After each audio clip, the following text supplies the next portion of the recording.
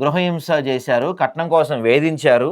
అసలు ఈ కుటుంబం అంతా ఈ కుటుంబం బాగా వేధింపులకు గురి చేశారు, మహిళలను కూడా చూడకుండా మహిళలపై వేధింపులు చేయడం వీళ్ళకి అలవాటే అని చెప్పి ఒక లెటర్ రాశారు.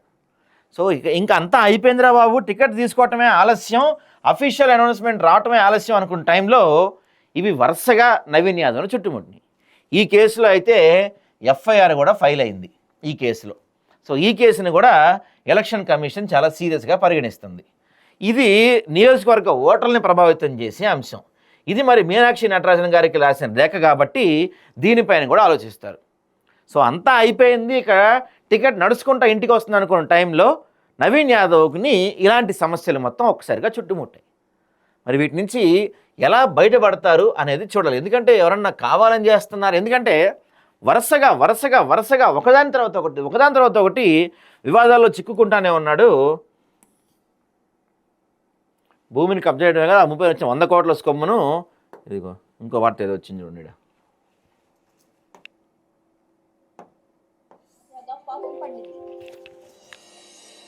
100 కోట్ల స్కమ్ అంటే ఎప్పటిదో మరి వార్త తెలియదు. రౌడీ షీటర్ గా ముద్రపడిన వ్యక్తి ఇతనే జీహెచ్ఎంసీ పరిధిలో కార్పొరేషన్ కళ్లు గప్పి 4,24,00,000 కాజేశాడు. ఆ డబ్బు ఎందుకు వెనక్కి తీసుకోకూడదో చెప్పాలంటూ GHMC land acquisition team show cause జారీ చేసింది. అసలు అంత సొమ్ము అతనికి ఎలా ముట్ట చెప్పారనేది కూడా గుట్టు వీడని ప్రశ్న.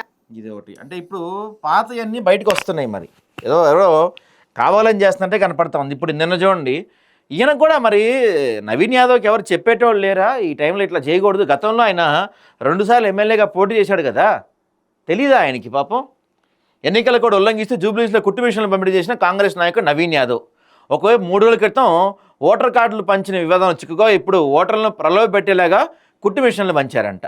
నవీన్ యాదవ్పై ఎన్నికల కమిషన్ చర్యలు తీసుకోవాలని కోరుతున్న నెటిజన్లు. ఇదొక అంశం.